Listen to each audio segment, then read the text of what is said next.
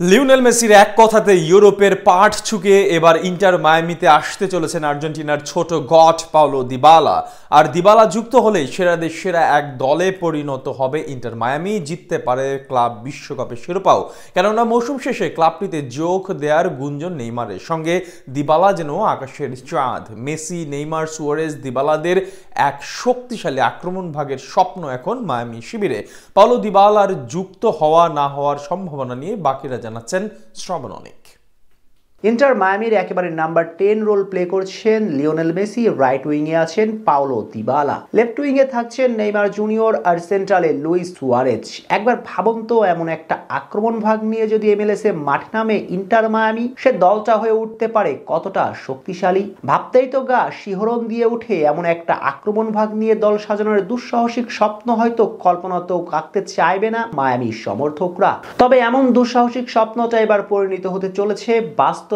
কেননা সবকিছু ঠিকঠাক থাকলে আগামী মৌসুমে যে ইন্টার মায়ামির জার্সিতে দেখা যেতে চলেছে নেইমার জুনিয়রকে। মেসির সঙ্গে নেইমার, ইতিমধ্যে আছেন লুইস সুয়ারেজ। ক্লাব বিশ্বকাপের আগে এ যেন এক অপ্রতিরোধ্য মায়ামি শিবির। একসময় তলানিতে থাকা দলটা এবার হতে চলেছে বিশ্ব সেরা ক্লাবগুলোর একটা। এবার নতুন গুঞ্জন ডানা মেলেছে নেইমারের পর আগামী দল বদলের বাজারে ইন্টার মায়ামিতে আসতে চলেছে আর্জেন্টিনার আরেক god Paulo Dybala. Paulo Dybala আর্জেন্টিনার সমর্থকদের আবেগে মোড়ানো এক আক্ষেপের নাম। ফুটবল দুনিয়ার এক হতভাগা রাজপুত্র। পায়ের জাদুতে পুরো বিশ্বকে যিনি মাত করে দেবার অলৌকিক ক্ষমতা রাখেন। কথিত আছে দিবালা যখন বল নিয়ে ছুটতে শুরু করে গোটা মাঠ হয়ে উঠে সার্কাসের রিং, আর ফুটবল নামের খেলাটা একটা আনন্দযজ্ঞ।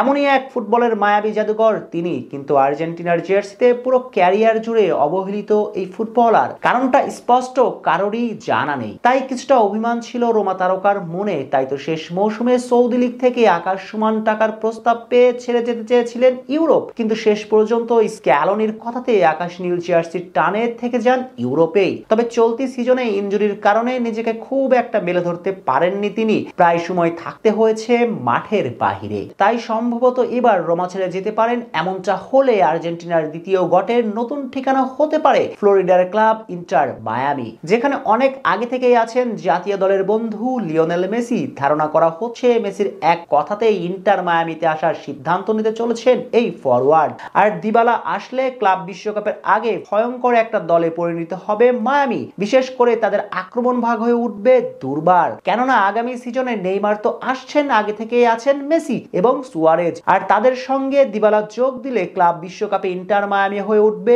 দুর্বার এক দল। ক্লাব বিশ্বকাপে ফেভারিট দলের তালিকাতে যে থাকবে লিওনেল মেসির ক্লাবটা, সেটা বলার অপেক্ষা রাখে না।